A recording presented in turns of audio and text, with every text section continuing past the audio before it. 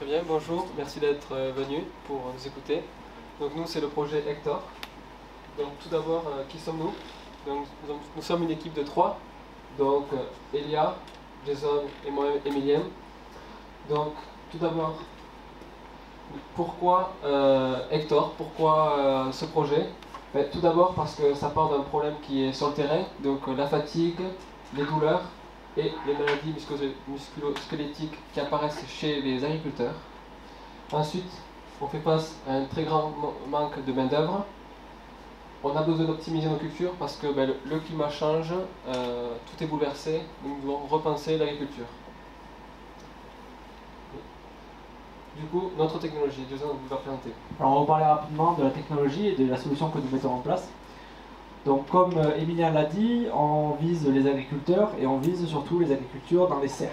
Donc notre projet est un robot autonome qui va venir s'implanter sur les bacs à semis et qui va venir arroser, planter et à terme désherber. Donc il vient se placer par des rails sur des bacs à semis qui peuvent faire 1 à 5 mètres de large et jusqu'à 15 mètres de longueur. Donc vous pouvez voir un peu le système rapidement. Un autre angle pour vous montrer un petit peu à quoi ça ressemble. Donc il y a un déplacement bien sûr vertical, horizontal et puis toute la parcelle jusqu'à 15 mètres. Pour utiliser ce robot, l'agriculteur va pouvoir lancer une première mission en choisissant sa semence. Pourquoi? Parce que les graines ont besoin d'être espacées de certains centimètres en fonction de la graine pour pouvoir les arroser plus tard, pour qu'elles puissent pousser dans de bonnes conditions. Donc en premier, il va pouvoir choisir sa semence et lancer une première mission. Et ensuite, automatiquement, le robot va arroser à intervalles réguliers. Et bien entendu, il peut avoir l'état des consommables et l'information de l'appareil en temps réel.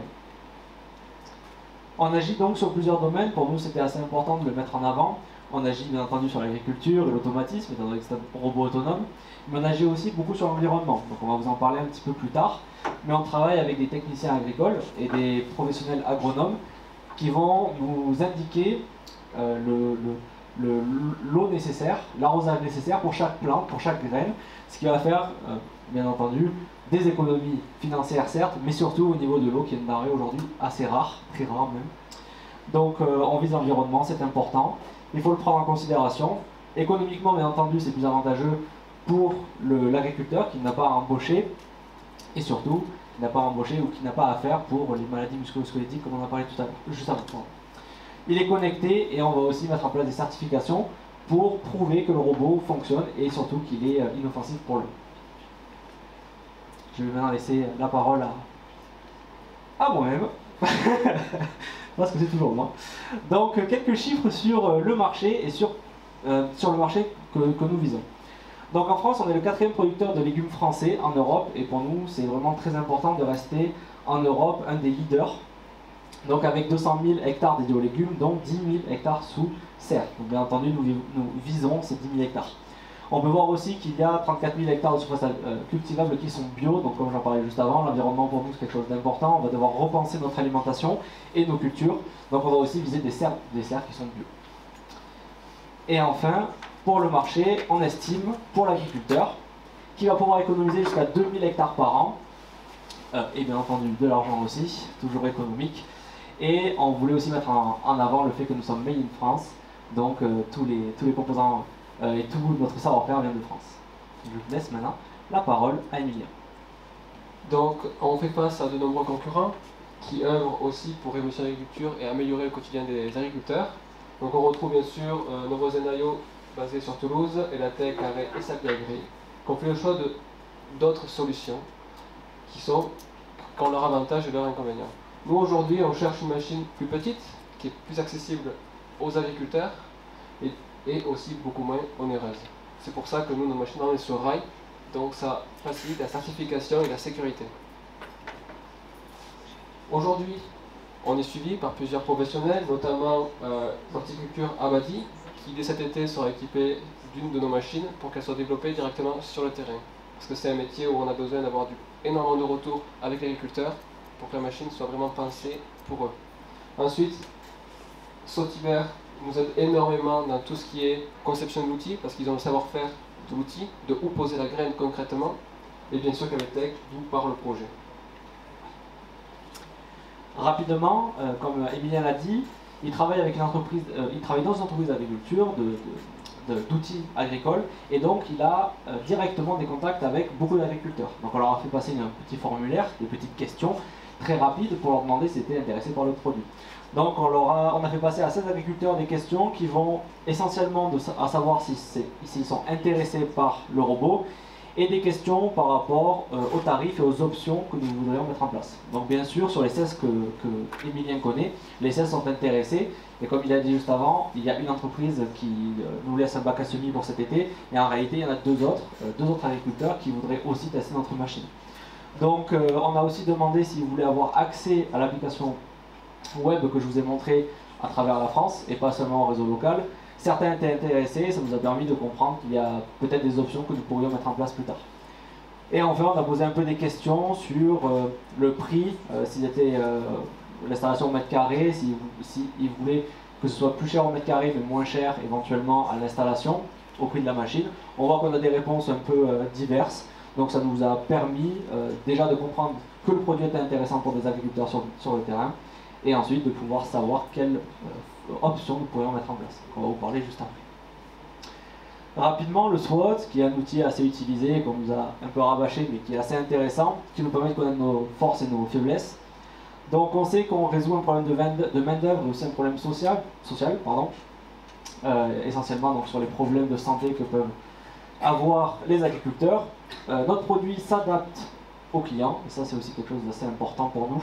Et enfin, comme je l'ai dit tout à l'heure, du Made in France, et donc on est ouvert au marché français. Notre faiblesse principale que nous avons trouvée, c'est surtout qu'on a besoin de créer une étude qui est vraiment unique pour chaque client. Donc c'est quelque chose que nous devons prendre en considération, et cette étude doit être vraiment adaptée pour la solution, pour le client. Les opportunités, donc on évolue en fonction des technologies, mais aussi en fonction des clients.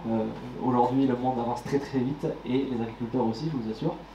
Et on a des partenariats, c'est aussi des opportunités assez intéressantes pour nous, des bons partenariats avec des entreprises qui sont intéressantes et qui veulent poursuivre avec nous. Et enfin, nos plus grandes menaces, donc on en a parlé un petit peu juste avant, c'est la concurrence étrangère, qui, même si elle ne fait pas exactement comme nous, serait sûrement capable de le faire. Et donc, nous devons être, je dirais, un peu meilleurs qu'eux, mais surtout en avance par rapport à eux sur le marché français. Et enfin, Nayo Technologies, qui est une concurrence quand même assez locale, qui est à Toulouse, donc il faut aussi la prendre en considération. Je te laisse la parole. Nous allons vous présenter du coup les différents packs que nous proposons à la vente. Donc, ça se découpe en 4 packs principaux. Donc le premier pack économique qui contient la machine simple pour une utilisation simple en local. Ensuite, on a le pack liberté, du coup qui offre une connectivité à travers toute la France.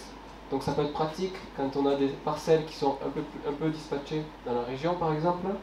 Ensuite, on a le pack écosystème qui lui regroupe l'entièreté des capteurs, l'entièreté des connectivités, donc notamment avec l'ingénieur agronome et le technicien agronome pour justement proposer du conseil directement ciblé à l'agriculteur et la collecte de données qui est très importante. Et ensuite, on propose une solution de location leasing qui est intéressante pour par exemple des petites exploitations qui vont avoir besoin de la machine juste pour 3 mois pour une seule culture.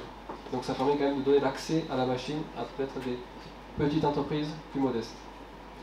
Donc nous aujourd'hui la machine coûte 1 500 € à peu près à produire en termes de matériel, avec 750 € de mise en service, donc montage, conception, etc. Ce qui revient à peu près à 0,45% du prix total. Chacun des packs en fait se compte après avec un ajout au mètre carré, donc c'est la partie on va dire rail qui permet aussi la sécurité de la machine. Après, on a différentes options qui permettent de faire évoluer la machine au cours du temps. Donc, par exemple, le forfait maintenance, le forfait conseil. Donc, par exemple, une machine qui n'est pas équipée de capteurs, on va venir rééquiper la machine et proposer du conseil auprès des agronomes, on va dire partenaires. Le forfait liberté, donc là directement l'accès à Internet, accès avec la machine, la mise à jour, le soutien, etc. à distance. Et ensuite, différentes options qui s'adaptent aux outils. Donc pour conclure, aujourd'hui nous on cherche à révolutionner le marché de l'agriculture, qui est un marché important car c'est celui qui nourrit le monde. On essaye de proposer des solutions innovantes qui permettent d'un côté plus environnemental et plus social, parce qu'aujourd'hui le métier est difficile, peu attractif et pourtant il est essentiel à nos vies. Ensuite, c'est une entreprise qui évolue avec ses clients, Donc aujourd'hui, on travaille avec des agriculteurs parce qu'ils connaissent leur métier, c'est eux qui ont vraiment les problématiques, et c'est avec eux qu'on va les résoudre. Aujourd'hui, donc, on a une machine. Cet été, elle sera testée dans une exploitation. Durant l'année 2024, on va la distribuer chez quelques partenaires de manière à la mettre au point, à la fiabiliser. Et dès 2025, nous proposons de la vendre directement en ligne et sous devis personnalisé. Si vous avez des questions, nous pouvons vous retrouver sur notre stand pour une potentielle démonstration, parce qu'on n'a pas la machine ici, donc on l'a sur le stand qui est prête à fonctionner et à semer. Merci de nous avoir écoutés et n'hésitez pas. Merci beaucoup.